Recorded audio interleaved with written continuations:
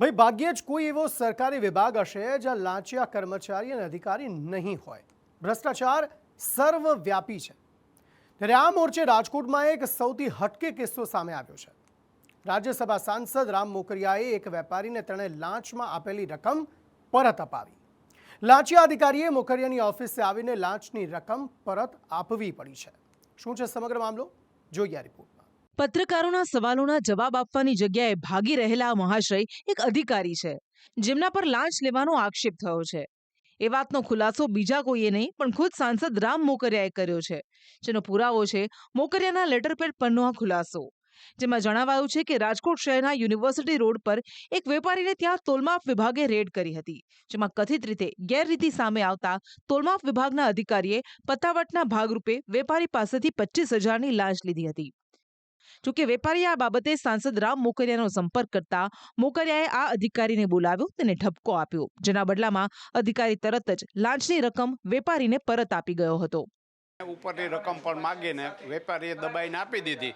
મને જેવી ખબર પડી એને રજૂઆત કરી। હું આપના મીડિયાના માધ્યમથી સૌને જાહેર અપીલ કરું છું કે આવા કોઈ પણ કેસ હોય તો એસીબીમાં અથવા તો યોગ્ય સત્તાધીશોને અથવા તો ચૂંટાયેલા પ્રતિનિધિ હોય એની પાસે કોઈ પણ જાતના હિચકિચાઈને નિર્ભય રીતે રજૂઆત કરવી જોઈએ, અને રજૂઆતના અંતે અમારા લોકોએ પણ એની માટે મદદ કરીને પગલાં લઈ અને ભ્રષ્ટાચાર નાબૂદ થાય એમાં આ મોદી સાહેબનો જે યજ્ઞ છે એમાં આહુતિ આપવી જોઈએ।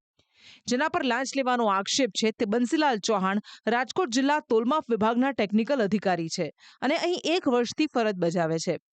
તેઓ જ્યારે સાંસદ મોકરિયાને મળ્યા બાદ બહાર નીકળ્યા ત્યારે પત્રકારોએ તેમને સવાલ કર્યા હતા, જેના જવાબ આપવાની જગ્યાએ તેમણે ટાળવાનું અને ભાગવાનું પસંદ કર્યું। આપણે શા માટે 25,000ની લાંચ માંગી હતી? શું આપનું નામ શું છે? 25,000 માંગ્યા હતા? નથી માંગેલા। કોને માંગ્યા હતા? તો સર ખબર શા માટે તમે રામભાઈ આગળ આવ્યા હતા? નહીં, હું મારા કામથી આવ્યો। આપનું નામ તો જણાવી દો। તોલમાપ ખાતાના અધિકારી છો કે નહીં? આપનું નામ નહીં જણાવો? એમની સરકારી અધિકારીઓ છો। લાંચ કામેથી આવ્યો તો। કયું કામ હતું તમારે? મને કોણે તોડ કર્યો? તા કેમેરાની અંદર કેદ થયા છે। આ સરકારી ગાડી છે।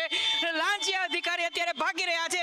25,000ની લાંચ સેન્ડી મિક્સર વાળા જે હરીસી છે તેમની પાસેથી માંગવામાં આવી હતી। ફરિયાદી રાજ્યસભાના સાંસદ પાસે પહોંચ્યા હતા। તેમની દરમિયાનગીરીથી તેમને પૈસા પાછા મળ્યા છે, પરંતુ જુઓ તમે, સરકારી અધિકારી લાંચિયા અધિકારી ભાગી રહ્યા છે।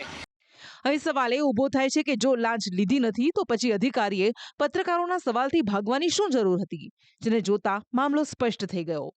આટલું જ નહીં, સંદેશ ન્યૂઝની ટીમ જ્યારે તોલમાપ વિભાગની ઓફિસે પહોંચી ત્યારે અહીં પણ લાંચિયા અધિકારી બંસીલાલ ચૌહાણ ગાયબ હતા। તેમના જુનિયર અધિકારી પણ ક્યાંય નજરે ન પડ્યા। કચેરીમાં એક પ્રકારે સન્નાટો હતો। મોકરિયાએ આ મામલે પોલીસ અને એસીબીની કાર્યવાહીની પણ વાત કરી છે।